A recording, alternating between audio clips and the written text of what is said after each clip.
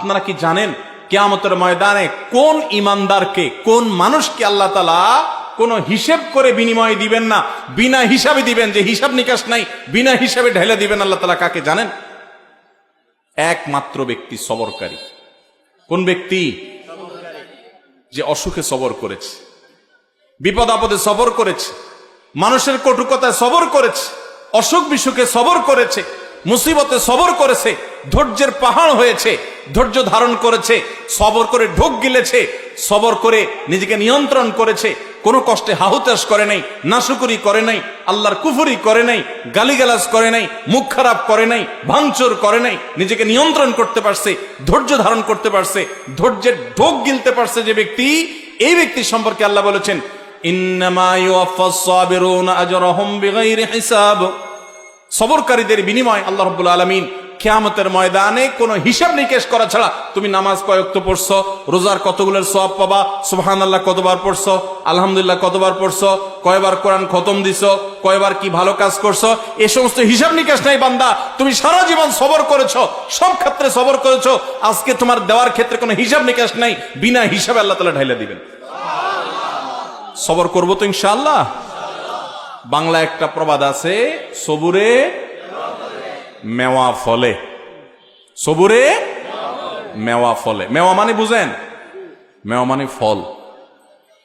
সবর যখন মানুষ করে একটা সময় আল্লাহ তাআলা ফল দেন। ভাইরা আমার, পৃথিবীতে একটি মানুষ, ভালো করে শুনে রাখেন, পৃথিবীতে একটি মানুষ দেখাতে পারবেন না যে সবর করে সে ক্ষতিগ্রস্ত হয়েছে। আপনি বলবেন দুনিয়াতে সে বহুত সবর করছে, যতই সবর করছে মানুষ তার উপর আরো চাপায়া পড়ছে। আমি বলবো যদি সে আল্লাহর জন্য সবর করে থাকে তো হাতির মতো মরলেও লাগ, বাঁচলেও লাগ, তার এই সবরের বিনিময়ে আল্লাহ তাআলা দিবেন না দিবেন না? দিবেন। আর বেশিরভাগ ব্যক্তি সবরের ফলাফল দুনিয়াতেই দেখে যায়। ভাইরা আমার, আর যে সবর করে না, আপনার ধরেন একটা অসুখ বিসুখ হয়েছে, আপনি এখন গালিগালাজ করলেন, হ্যাঁ, আপনার একটা বিপদ হয়েছে, আপনি আল্লাহকে, ফেরেশতাদেরকে, আশপাশে মানুষদেরকে গালিগালাজ করলেন, মুখ খারাপ করলেন, ভাঙচুর করলেন, তাতে কি আপনার বিপদটা দূর হয়ে যাবে? আমার কথা কি বুঝতেছেন? কোন একটা পেরেশানি আসলো, ভাঙচুর করলেন, অস্থির হয়ে গেলেন, জামা কাপড় ছিঁড়লেন। অনেকে আছে নিজের আত্মীয় স্বজন মারা গেলে ধৈর্য ধারণ করতে পারে না। আমি নিজে কানে শুনেছি এরকম অনেকে, নিজের নাতি মারা গেছে, ছেলেটা মারা গেছে, তো বলে আজরায়েল কি চোখ খাইছে? আর মানুষ দেখলো না, আমার নাতিটারানি দেখলো, একটা মাত্র দিছে আল্লাহ তাআলা, বংশের মধ্যে ওইটাই আল্লাহ তাআলা নিয়ে গেল। এরকম অনেকে বলে কি বলে না? কুফরি, ঈমান চলে যাওয়ার মতো কথা। আল্লাহ রাব্বুল আলামিন দিয়াও পরীক্ষা করেন, নিয়াও পরীক্ষা করেন।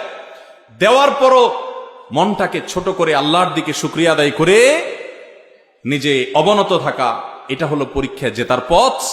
আর আল্লাহ যখন নিয়ে যান তখন সবর করে ঢোক গিলতে পারা, এটা হলো সবর। আল্লাহ আমাদের সবাইকে তৌফিক দান করুন। আমরা সবর সবাই করি। কখন করি? মনে করেন মসজিদ থেকে বাইরে দেখেন জুতাটা নাই, মোবাইলটা ভুলে উজুখানায় থুইয়া মসজিদে ঢুকছেন, এসে দেখেন মাত্র নামাজ পড়ে আসছেন, টুপিটা মাত্র খুলছেন, এখন দেখেন মোবাইলটা নাই, জুতাটা নাই। এবার চোরের মা বাপ, 14 গোষ্ঠী, চাচা চাচি, নানা দাদা যা আছে একটা একটা করে লিস্ট তালিকা ধরে গালিগালাজ করলেন। করে টোরে যখন দেখছেন হ্যাঁ গালিগালাজ করে তো লাভ নাই, চোর তো নিয়ে পালাইছে। এবার আর যখন কিছু করার নাই, গালিগালাজ করে টোরে মাথা যখন একটু ঠান্ডা হয়েছে, এবার বলতেছেন যাক আল্লাহ ভরসা, সবর করি, আর কি করব, আছে না নাই? সব গালিগালাজ দিয়া সাইরা এরপরে যখন দেখছেন হ্যাঁ গালিগালাজ তো দিলাম, লাভ তো হলো না, মোবাইল তো পাই নাই, বেটা তো নিয়ে পালাইছে। এবার আমরা শেষে বলি কি, যাক কি আর করা, আল্লাহ ভরসা। আরে চোর মোবাইল নিছে, আমার কপাল নিতে পারে নাই, থাক সবর করলাম। তো এটার নাম কি সবর?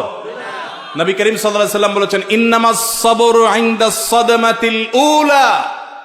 প্রথম ধাক্কা যখন আসবে, হঠাৎ করে শুনলেন বাপ মারা গেছেন, মা মারা গেছেন, ছেলেটা মারা গেছেন, অ্যাক্সিডেন্ট হয়েছে, বড় বিপদ হয়েছে, ওই সময় যদি নিজেকে ধরে রাখতে পারেন, দাঁত খিচে না আমার মুখ দিয়ে কোনো খারাপ কথা বের হবে না, আমার আল্লাহ আমার পরীক্ষা নিচ্ছেন, আমি সবর করব, যদি নিজেকে নিয়ন্ত্রণ করতে পারেন, এর নাম হলো সবর।